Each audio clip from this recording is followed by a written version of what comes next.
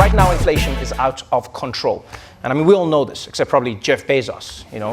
Yeah, he probably treats bank accounts the same way the rest of us treat closet spaces. Like, oh, where do I keep my winter dollars? There's no more space. But for everyone else, inflation hurts. Prices are skyrocketing. Wages aren't keeping up. And it turns out it's not just America.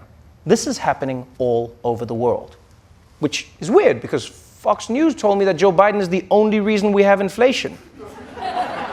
So that means he's also causing it in Denmark? Damn you, Joe!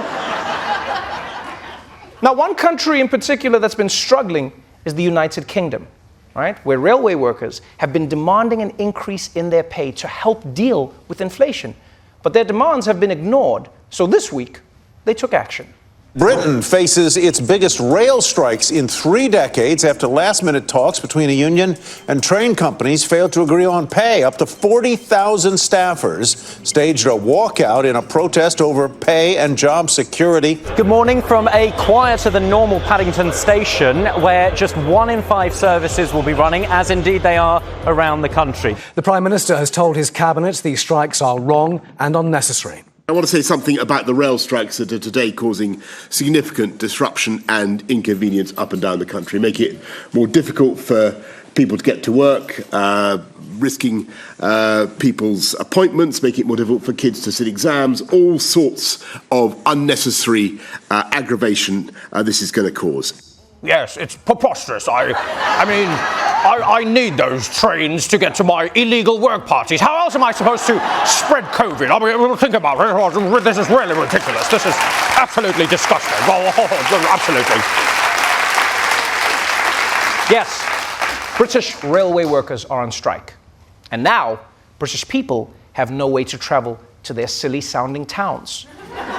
Yeah, there's no way someone from Barton-in-the-Beans can travel to Giggleswick or to Upton Snodsbury or even to Netherwallop. How will they get to Netherwallop? But for real though, for real.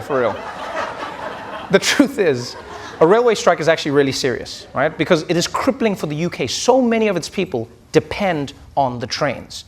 You know, and I know you guys think British people just get around on flying umbrellas, but that's just the nannies.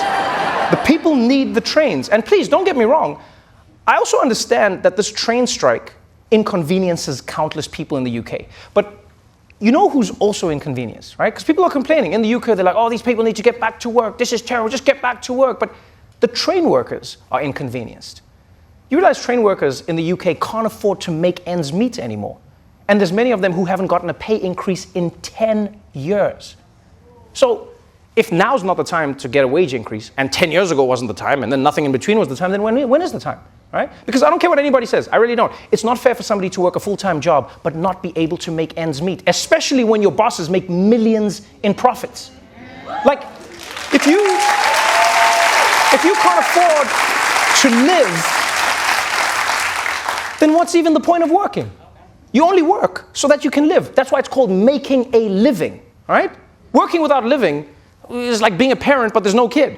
Yeah. Think about it, like parents, every parent knows that being a parent is miserable, but then your kid, they smile at you or they do something for the first time and you're like, oh, it's all worth it, oh, it's so adorable. But imagine if there was no child, huh? Imagine if there was no child, but you still got woken up in the middle of the night by screams out of nowhere. And there's nothing, or just every now and again, there's just diapers filled with everywhere in your house. And you just be like, there's no child, what am I doing this for?